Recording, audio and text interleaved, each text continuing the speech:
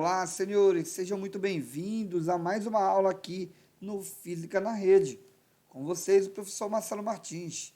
Nesta aula de hoje, a gente vai estar destacando ainda as aplicações das leis de Newton, mas focando em cima da força de atrito e levando também em consideração a força de resistência em fluidos. Então, para entender um pouco mais do tratamento da força de atrito, vejamos uma primeira situação, gente. A força de atrito, elas são forças tangenciais que acabam surgindo, pessoal, devido à própria imperfeição existente no contato entre duas superfícies. Esse contato, conforme foi feita aqui uma ampliação, mostra que por mais que você possa perceber que a superfície seja lisa, ela não será perfeitamente plana. Ela apresentará imperfeições e essas imperfeições acabarão por prejudicar o movimento quando você tentar mover o corpo. E a gente atribui esse comportamento de entrância e dificuldade de movimento como sendo a denominada força de atrito. Então, essa força de atrito, ela vai existir quando a gente tentar colocar o corpo em movimento, tá? Ou até mesmo quando o corpo já estiver em movimento. Então, ela é uma força que ela vai ser originada devido à própria imperfeição, à irregularidade entre as superfícies que se tocam. A força de atrito, ela sempre vai estar se opondo ao próprio movimento do corpo. Então, seja o corpo indo para frente, a força de atrito vai estar sendo, direcionada para trás, e se o corpo estiver se movendo para trás, a força de atrito ela estará sendo direcionada para frente. Essa força de atrito, ela sempre vai existir, ela vai ser importante, porque por meio dela a gente vai conseguir dar tanto partida no corpo, quanto também possibilitar a sua frenagem, e a força de atrito vai ser responsável até mesmo por nos fazer mover ou andar sobre uma superfície. Tá bom, gente? A força de atrito, ela pode ser medida como sendo o produto entre o coeficiente de atrito, que é um termo que está diretamente associado ao tipo de superfície de contato. Se a superfície ela for muito lisa, o valor do coeficiente de atrito vai ser relativamente baixo, e se a superfície for muito áspera, o valor do coeficiente de atrito ele acaba sendo elevado. E a força normal, que se deve ao próprio contato, à compressão entre as superfícies envolvidas. A força de atrito ela pode apresentar duas categorias. Nós vamos destacar a força de atrito estático, quando eu tentar mover um corpo e ao aplicar uma força sobre ele, o corpo não se mover. Então, se ele não se move, a velocidade é zero, mas existe aqui uma força sendo aplicada no corpo. Se o corpo não se move, é porque existe uma força de atrito, que nós vamos chamar daqui para frente de FAT, sobre o corpo que se opõe à própria força que eu faço. E caso o corpo não entre em movimento, a força de atrito ela é denominada de força de atrito estático. Como é que mede essa força de atrito? É a mesma coisa, você vai pegar o coeficiente de atrito vezes a normal. Só que pelo fato do corpo não apresentar movimento, nós vamos chamar a força de atrito de FAT-E, que significa força de atrito estático. Bem como o coeficiente de atrito, ele também vai receber o nome de coeficiente de atrito estático. Já a força de atrito dinâmico ou cinético será quando você aplicar uma força suficiente para poder mover o corpo, e o corpo, ao passar a se mover, a sua velocidade será diferente de zero, e neste caso o corpo apresentará uma força de atrito cinética, tá bom? Onde vai mudar o nome da força de atrito, bem como do coeficiente de atrito, que passa a se chamar coeficiente de atrito cinético. Gente, é importante a gente aqui comparar as duas forças de atrito envolvidas. Qual que é a força maior? Força de atrito estático ou a força de atrito cinético? Ou seja, eu vou fazer mais força para tirar o corpo do repouso ou para poder manter o corpo em movimento? Pela análise gráfica, nós vamos precisar de uma força solicitadora, que é uma força teste, gente. Então, a gente vai notar que ao tentar mover um corpo, se o corpo estiver inicialmente parado, a gente vai aplicando, olha aqui, o que o gráfico está mostrando. A gente aumenta a força, vai aumentando a força, o corpo continua no repouso, tá vendo? Então, a gente vai aumentando, até chegar a um ponto que o corpo está na iminência de movimento. Aqui ele está na iminência de se mover. Então, se eu aplicar uma força um pouquinho maior, força teste, chamado de solicitadora. Se eu aplicar uma força um pouquinho maior, o corpo ele entra em movimento. Mas quando o corpo entra em movimento, é percebido que a própria força de atrito ela cai. Ela, então, deixa de ter uma força de atrito estático e passa a ter uma força de atrito cinético, de tal forma que a força de atrito cinético, que é a força que está diretamente ligada ao movimento de corpo, ela é menor do que a própria força de atrito estático. Então, a gente pode concluir, por meio de uma tabela, que isso reflete no próprio coeficiente de atrito. Vejamos aqui alguns exemplos materiais. Se eu tiver couro e madeira, olha o coeficiente de atrito estático. Ele fica entre 0,6, 0,5 e 0,6. Já o dinâmico, nós percebemos que ele fica na ordem de 0,3 a 0,6. Entre couro e metal, 0,3 a 0,5 para o estático, para o dinâmico, que é o mesmo que o cinético, fica em torno de 0,3. Então, na maior parte, ao comparar os materiais, nós iremos perceber que vai ser muito mais fácil você manter o corpo em movimento por conta do atrito ter diminuído do que para poder tirar o corpo do repouso, tá bom? Logo, a gente pode dizer que a força de atrito estático, então aqui eu coloco já como observação, a força de atrito estático ela é maior e em alguns casos igual à força de atrito cinético. Como consequência, o coeficiente de atrito estático ele é maior ou até mesmo igual, como foi mostrado na tabela, ao coeficiente de atrito cinético. Gente, alguns resultados experimentais também comprovam algumas propriedades importantes para o atrito.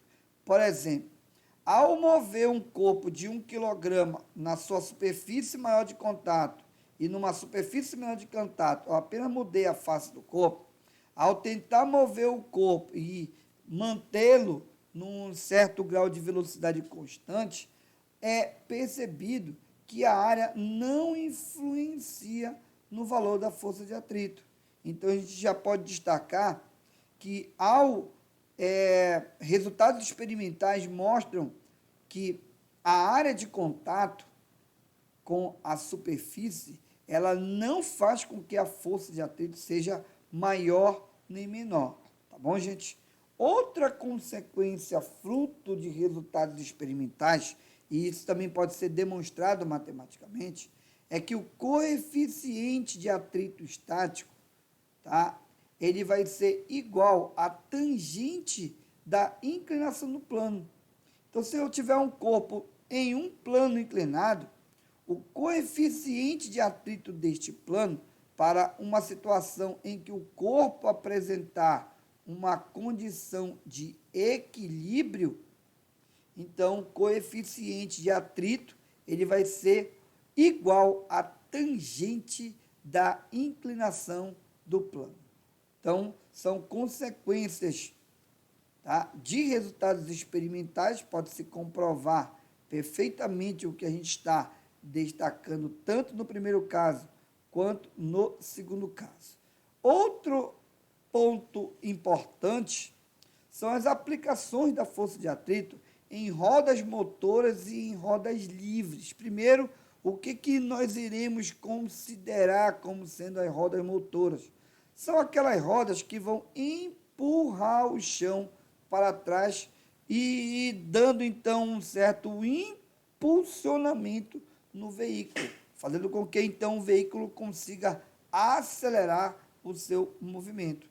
Então a roda motora é aquela roda chamada de roda tracionada, é aquela roda que vai receber a sua tração por meio do motor.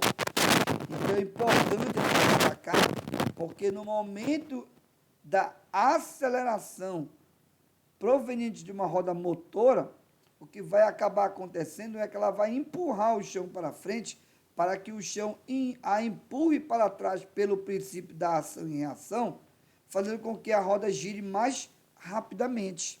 Enquanto que as rodas livres, não, a roda livre só vai sofrer a ação da força de atrito. Então, ela vai apenas girar por conta do atrito de rolamento que ela terá com a própria superfície. Com isso, pessoal, a gente pode até fazer aqui um lembrete interessante. Quando se tratar de roda motora e no momento que ela estiver sendo tracionada, a força de atrito sobre ela vai ser direcionada para frente. E na roda livre, a força de atrito vai ser direcionada para trás. Então, a gente poderia dizer, se eu tenho um carrinho que ele tem tração na roda traseira, então, no momento da ação da roda, ou seja, da tração na roda traseira, eu terei a força de atrito nela para frente e a roda da frente ela seria uma roda livre, então, consequentemente, ela sofreria a ação da força de atrito sendo direcionada para trás. Olha outro exemplo que nós teríamos aqui. Ó. Observa que a roda traseira, se o carro está indo para frente e o atrito está para trás, essa roda é uma roda livre. Enquanto que a roda dianteira agora, ela seria uma roda que está sendo tracionada. Então, neste caso, trata-se de um veículo com tração dianteira. Já outro caso mostra para a gente que eu tenho a tração tanto na roda traseira quanto na roda dianteira. Então, a gente configura esse tipo de situação como sendo um carro que apresenta tração nas 4 rodas, mais conhecida como 4x4, né? Enquanto que os outros seriam 4x2, tá bom, gente? São chamados 4x2 e esse aqui 4x4, porque ele vai apresentar tração nas 4 rodas. Bem, vamos agora fazer algumas aplicações dentro do que foi discutido até aqui. O primeiro exercício, ele destaca o seguinte, ó. O que nós temos aqui? Nós temos 5 corpos, como está sendo colocado, A, B, C, D e E, feitos todos de um mesmo material e repousam sobre uma superfície plana onde existe atrito. Ou seja, ele já está dizendo para ti que a velocidade do A é igual à velocidade do B, que é igual a do C, que é igual a do D, que é igual a do E e tudo é igual a zero. Se repousam, estão todos parados. Admite-se que a densidade é a mesma de todos os corpos, se são feitos do mesmo material, tem a mesma densidade, porém os volumes são diferentes, né, gente? Ó, o A tem volume menor do que o B menor que o C menor que o D e o D menor que o E.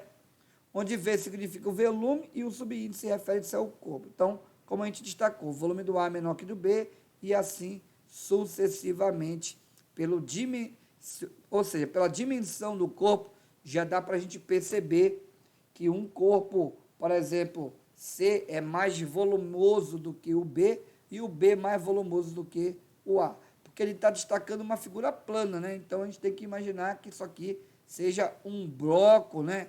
E por ele ser um bloco, ele tem uma dimensão volumétrica. Aí ele continua dizendo assim, ó, se uma mesma força horizontal é aplicada independentemente em cada corpo,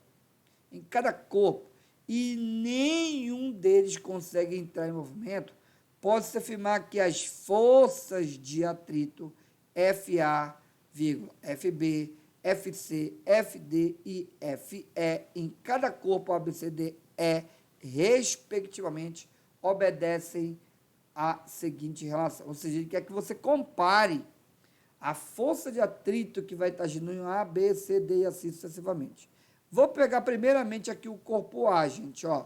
No corpo A, eu apliquei uma força F sobre o corpo A.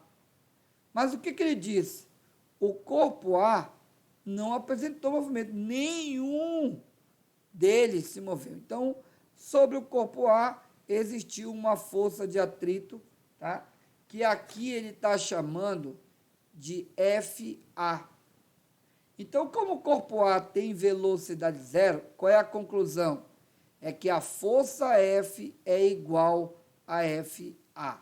Quando você pegar o corpo B, que é um pouquinho maior, você vai fazer a mesma situação, você vai aplicar a mesma força que você fez no A, você vai fazer no B. E o que acontece? Sobre o corpo B vai ter uma força de atrito FB, que a gente chamou, ou melhor, que ele chamou no texto de FB, tá bom? Então, como o corpo B não apresentou movimento, a velocidade dele também foi zero, então a força que atuou sobre o corpo B também é igual à força de atrito em B.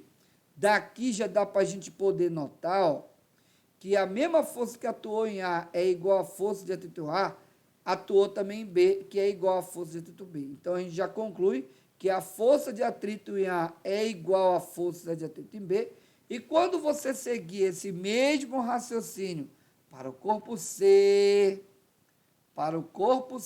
aqui, ó, mesma coisa, FAT no C, que é o FC, é igual à força que vai ser aplicada para tentar puxar e mover o corpo C, porém ele também não vai entrar em movimento. Então, as forças de atrito acabam sendo numericamente iguais. Seguindo o mesmo raciocínio para o D e para o E, a alternativa correta seria a letra E.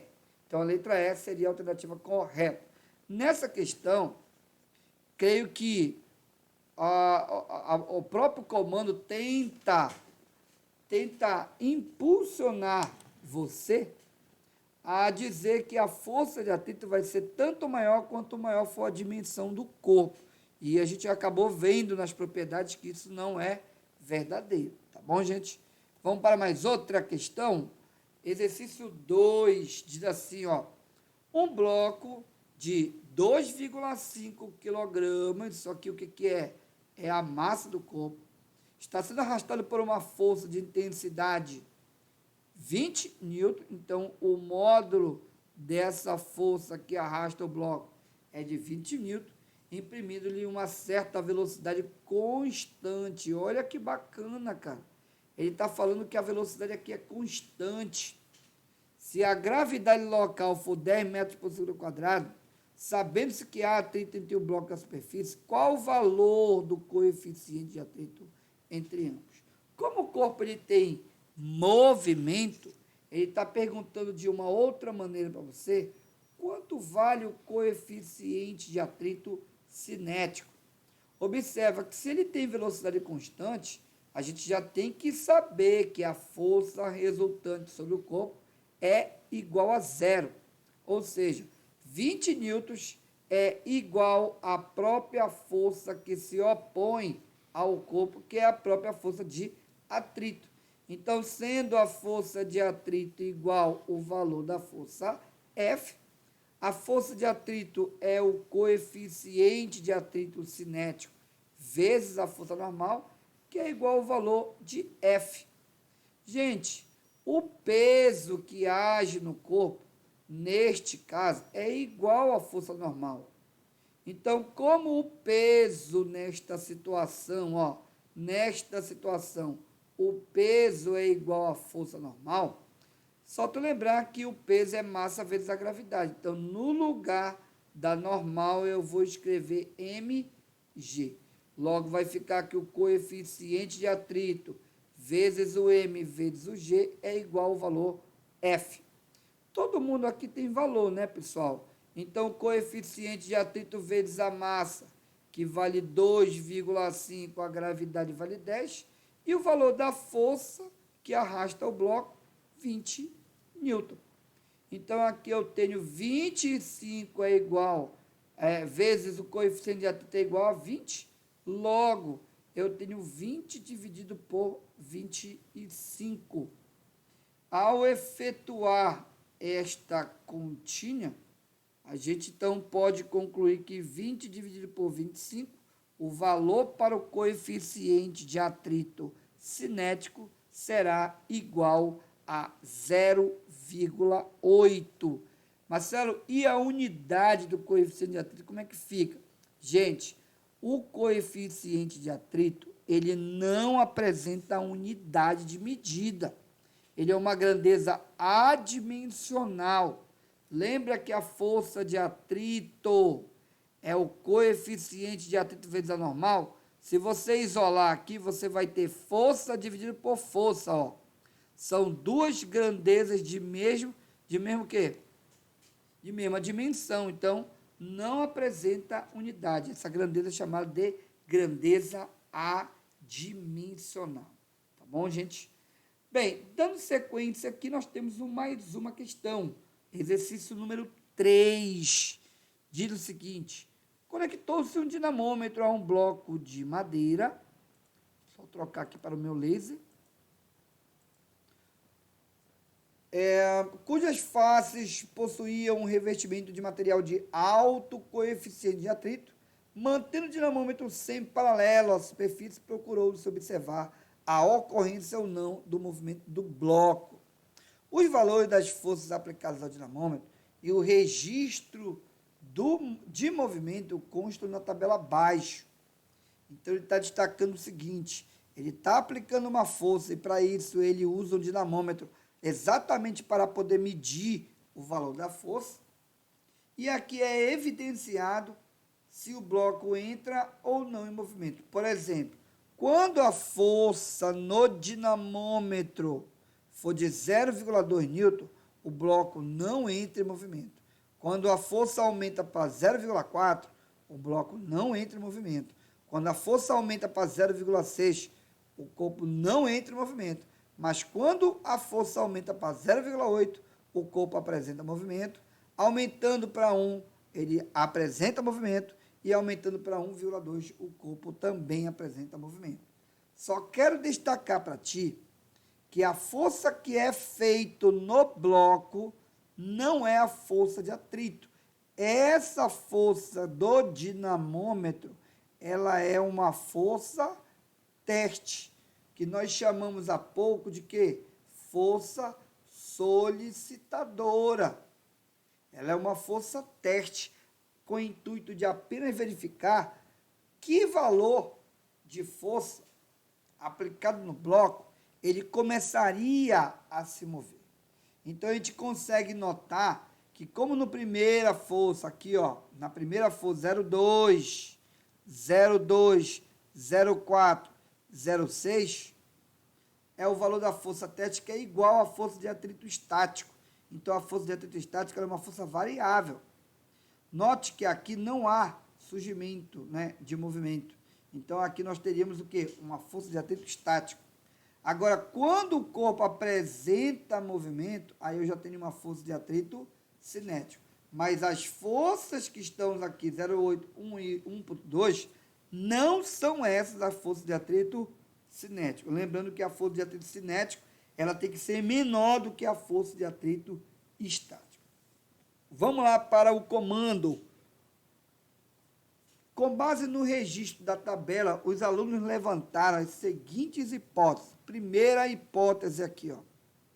A força de atrito estático esteve presente nas 3 primeiras tentativas, até o valor da força aplicada 0,6 newton. Nas demais se fez presente a força de atrito cinético. Correto, como a gente falou há pouco, né?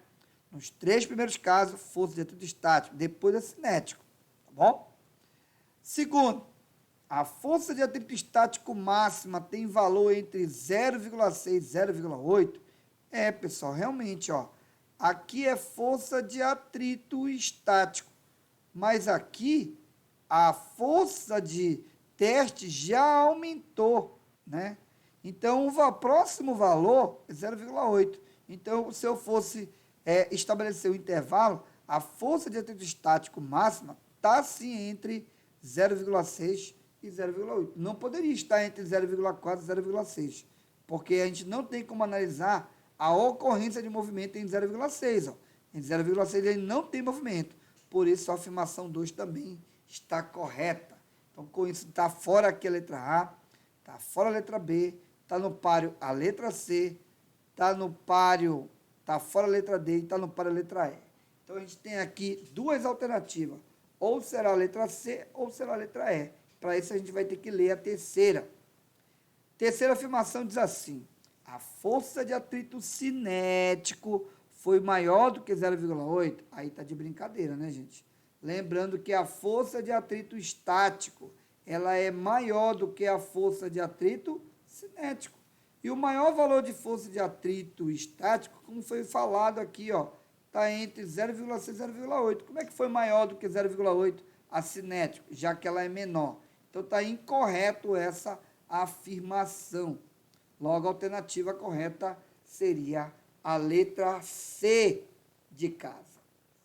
Bem, dando continuidade ainda à força de atrito, só que agora em situações envolvendo fluidos, nós temos dois casos aqui importantes a ser destacados. Por exemplo, o paraquedista, o movimento de um carro e até mesmo você largando uma pedra na água, a gente vai notar o surgimento de uma força que é contrária ao movimento, mas não é bem um atrito.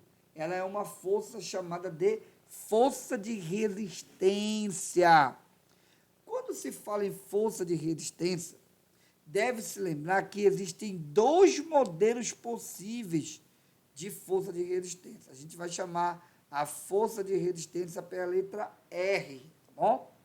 Essa força de resistência é uma força que se opõe à velocidade. Como eu falei, ela é uma forma de força de atrito, só que ela é um atrito em fluidos, que são líquidos ou gases, tá bom?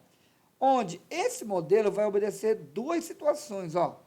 A força de resistência vai ser diretamente proporcional à velocidade para baixos valores considerados de velocidade, e um outro modelo aplicado é para um modelo onde a força de resistência é diretamente proporcional ao quadrado da velocidade, desde que a gente esteja tratando de altos valores de velocidade, onde o K e o D são chamados de coeficientes aerodinâmicos. O K para baixa velocidade e o D para alta velocidade são chamados de coeficientes aerodinâmicos. Vejamos aqui um caso específico chamado de lei de Stokes. O Stokes produziu, então, uma equação que leva em consideração algumas características do corpo ao se mover num fluido, onde a força de resistência que se opõe à própria velocidade, ela é diretamente proporcional ao quadrado da velocidade. Só que ela é medida como se no meio de C, Mi, V quadrado vezes o A, onde cada elemento aqui destacado será, olha aqui como se eu tivesse uma bola em alta velocidade. Então, o A, ele se refere à área de seção transversal ao corpo, que é a seção normal no corpo. O Mi, ele vai ser a densidade do fluido onde o corpo estaria inserido. O V é a velocidade do corpo em relação ao próprio fluido. Obviamente que esse valor vai ser um valor considerado elevado. E o C, ele tem um nome específico chamado de coeficiente de arrasto do fluido. Tá bom? Então, o C é como se fosse, tá, o coeficiente de atrito, né, que a gente falou há pouco. Então, é como se, tá, gente? Não é que ele é igual. Então, o coeficiente de arrasto, ele é um tipo de coeficiente que depende do fluido ao qual o corpo está se movendo. Bem, aqui a gente vai ver uma aplicação dessa força de resistência bem interessante, ó. Mostra aqui uma pessoa que salta, né, de uma determinada altura e é um paraquedista, né? Ele abre, então, seu paraquedas depois de um tempo. O que a gente pode notar neste caso? Que o corpo, ele vai, então, ao cair, ter uma força resultante, que no primeiro momento é o próprio peso dele. O peso, depois de um tempo, se iguala a uma força de resistência, tá? E quando se iguala a uma força de resistência, o corpo passa a cair com uma velocidade constante. E no momento que ele aciona o paraquedas, a força de resistência é relativamente alta, gente. Passa a ser maior do que o próprio peso do corpo. E a sensação é de que o paraquedista é como se ele fosse para cima, não que ele vá para cima. Ele sofre um retardamento na sua velocidade, porque a velocidade se torna relativamente pequena por conta da força de resistência, né, ser muito elevado no momento que ele abre o paraquedas. Mas depois essa força de resistência vai diminuindo e se iguala novamente ao peso.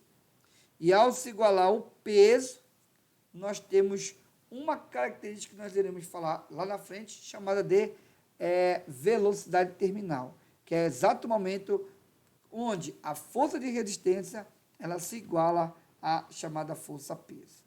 Vejamos aqui um caso para você entender. Ó, no primeiro momento, a força gravitacional é maior, aí a força de resistência começa a atuar, se iguala ao peso, a aceleração se torna zero no primeiro momento, e quando o paraquedas é acionado, como eu falei, né? A força de, olha só, no momento que a força de resistência começa a atuar, se iguala, é esse momento que ele aciona o paraquedas, e no momento que ele aciona o paraquedas, a força de resistência é maior do que a força gravitacional, tá? E ele sofre um retardamento na sua velocidade, e depois, assim, a aceleração chega a ser, inclusive, até negativa, né? Porque ele retarda a sua velocidade, e depois essa força de resistência ela vai diminuindo e se iguala ao peso, atingindo a chamada velocidade terminal, que é uma velocidade constante. Vejamos aqui para você entender a velocidade terminal. No primeiro momento, como eu falei, apenas a força-peso age no corpo. A força de resistência aumenta a ponto de se igualar ao peso. Quando ela se iguala ao peso, nós temos o momento de atingir a velocidade terminal, ou seja, nesse momento ele vai apresentar uma velocidade constante. Eu vou chamar de V1, um primeiro momento da velocidade constante. Depois, esse paraquedas ele é acionado, a força de resistência é maior do que o peso, depois a força de resistência vai diminuindo até se igualar ao peso novamente.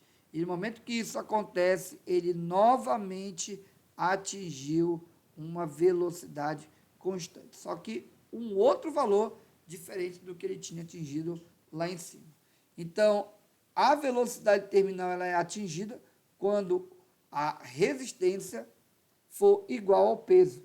E aí, dois modelos são possíveis, tá? Para baixa velocidade, o valor da velocidade terminal é igual a massa vezes a gravidade dividido pelo coeficiente aerodinâmico, ou então, para altos valores de velocidade, vai ser igual a raiz quadrada da massa vezes a gravidade dividido pelo d, que é o coeficiente aerodinâmico para altos valores de velocidade. Graficamente, eu vou mostrar apenas o momento em que a velocidade terminal é atingida. Então, comparando com a queda livre, ó, se eu tiver uma queda livre, a aceleração de queda é a própria gravidade, então não muda, ela é constante. Mas quando o corpo começa a cair e ele atinge a velocidade terminal, a aceleração vai diminuindo até chegar a zero. Graficamente, para a velocidade no tempo, nós teríamos uma comparação em relação à queda livre. Ó. Queda livre seria ou seja, a velocidade vai aumentando continuamente, enquanto que no movimento com resistência, né, que é o caso da queda livre, essa velocidade vai aumentando, chega a um determinado valor, ela estabiliza, tá, mantendo então o que nós chamamos de velocidade terminal. Aqui, se o corpo ele for lançado, né, com resistência, ou o corpo em resistência, nós iremos perceber que nós teríamos sem resistência uma parábola mais fechada e uma parábola mais aberta, caso, né, o corpo venha apresentar um movimento com resistência, tá bom? Não é bem uma parábola, tá, gente? É um comportamento, a parábola é apenas quando ele tem sem resistência. E aqui nós teremos um comportamento um pouco mais aberto da curva para o corpo quando ele cai com resistência. Ou seja, no mesmo tempo ele acaba percorrendo espaços diferentes do que ele percorreria quando ele estivesse sem resistência. Vejamos aqui uma aplicação, ó. Vejamos aqui, ó. Nesse tempo T, com resistência, ele teria um deslocamento 1 e sem resistência ele teria um deslocamento 2. Observe que o deslocamento sem resistência é maior do que o deslocamento com ele com resistência. Tá bom? E aqui o lançamento, né? Se a gente fosse lançar do solo dois corpos, com resistência e sem resistência, seria nítida a diferença no alcance permitido pelos corpos. Tá? Então, aqui mostra uma comparação na trajetória mais aberta e sem resistência, e com resistência eu teria uma parábola muito mais fechada.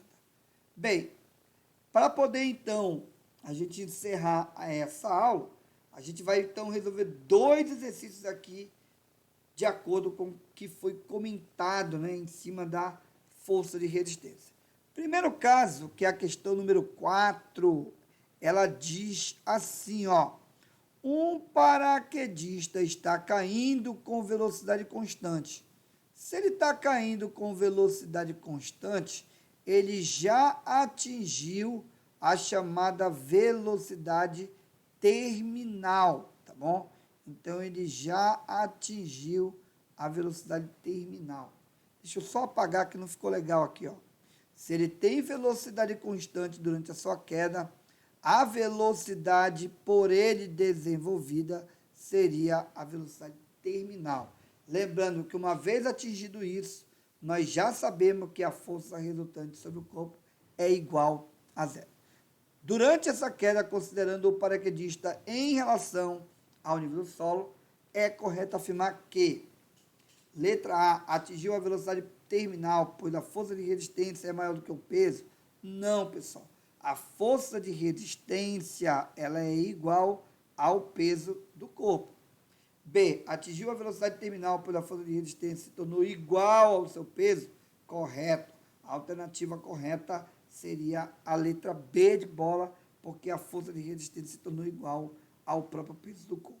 Vejamos mais um exercício aqui, ó. O número 5, que é o último de hoje, pessoal.